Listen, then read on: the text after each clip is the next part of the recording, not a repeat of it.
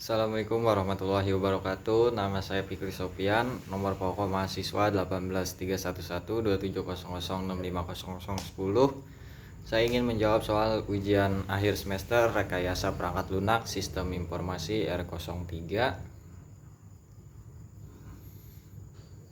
Nomor 1, perbedaan object oriented model dan fungsional oriented model. Object Oriented Programming atau bisa dibilang OOP adalah paradigma programan berdasarkan konsep objek yang dapat berisi data dalam bentuk bidang seiring dikenal sebagai atribut dan kode dalam bentuk prosedur. Seiring dikenal sebagai metode. Bahasa pemrograman OOP meliputi C++, Python, PHP, JavaScript, Ruby, Perl, Object Pascal, dan lain-lainnya. Pada OOP semua adalah objek. Misal objek bisa berupa seorang. Contohnya kelas, nama kelas, string atribut 1, titik koma, string atribut 2, titik koma, void nama metode. Selanjutnya void nama metode lainnya. Yang ke B. Selanjutnya yang B, fungsional programming atau FP adalah paradigma pemrograman gaya pembangunan struktur dan elemen pada program komputer yang menyuguhkan komputasi sebagai evaluasi fungsi matematika dan menghindari perubahan keadaan dan data yang bisa dirubah. Program fungsional adalah tentang bagaimana cara meneruskan data dari satu fungsi ke fungsi lainnya untuk mendapatkan hasil yang dikehendaki. Dalam FP, fungsi diperlakukan sebagai data, artinya Anda dapat menggunakan sebagai parameter. Pengembaliannya pembangunan fungsi dan fungsi lainnya membangun fungsi khusus. Selanjutnya nomor 2, contoh preventive maintenance dan perfective maintenance. Preventive maintenance, macam-macam preventive maintenance dalam perusahaan.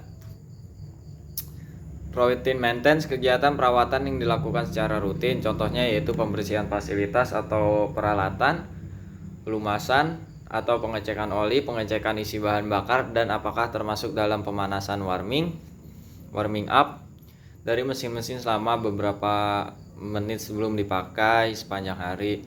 Yang kedua, periodic maintenance, kegiatan perawatan yang dilakukan secara periodik atau dalam jangka waktu tertentu. Selanjutnya yang B, perfective maintenance, ketika pengguna sistem atau stakeholder merubah requirement dari sistem yang kita bangun. Selanjutnya nomor 3, quality of design, kualitas menurut desain, adalah konsep yang pertama kali dijelaskan oleh pakar kualitas Joseph M. Juraj.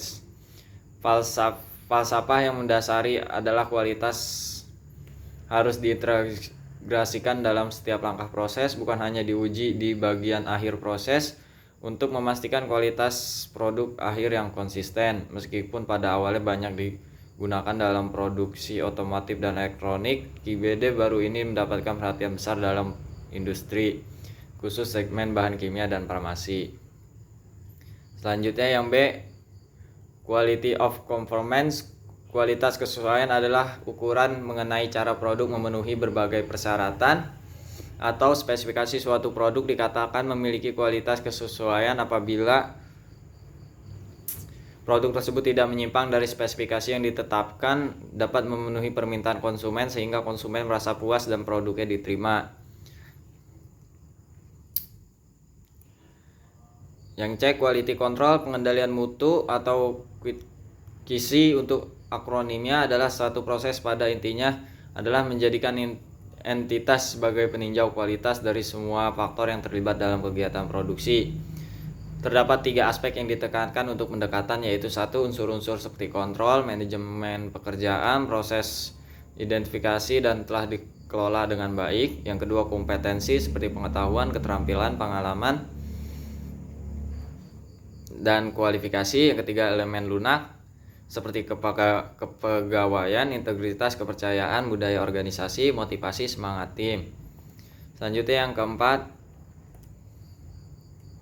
otomisi konsisten. Otomisi adalah keseluruhan dan dari tindakan yang harus diselesaikan atau dibatalkan, namun sebuah proses atau transaksi tidak dapat sukses secara parsial. Selanjutnya Konsistensi adalah proses yang mengambil sumber daya dari satu bagian yang konsisten dengan bagian lainnya.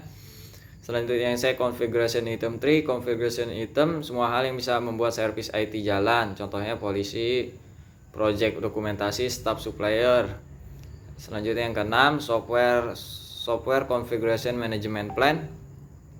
Manajemen konfigurasi perangkat lunak SCM sering disebut juga manajemen perubahan. Change management adalah serangkaian kegiatan yang dirancang untuk mengelola perubahan dengan mengidentifikasi produk atau hasil kerja yang kemungkinan akan dialami. Perubahan membuat hubungan di antara mereka, menentukan mekanisme untuk mengelola berbagai versi produk tersebut, mengendalikan perubahan yang terjadi, dan mengaudit dan melaporkan perubahan yang dilakukan. Ya, sekian dari saya. Mohon maaf apabila ada kesalahannya. Assalamualaikum warahmatullahi wabarakatuh.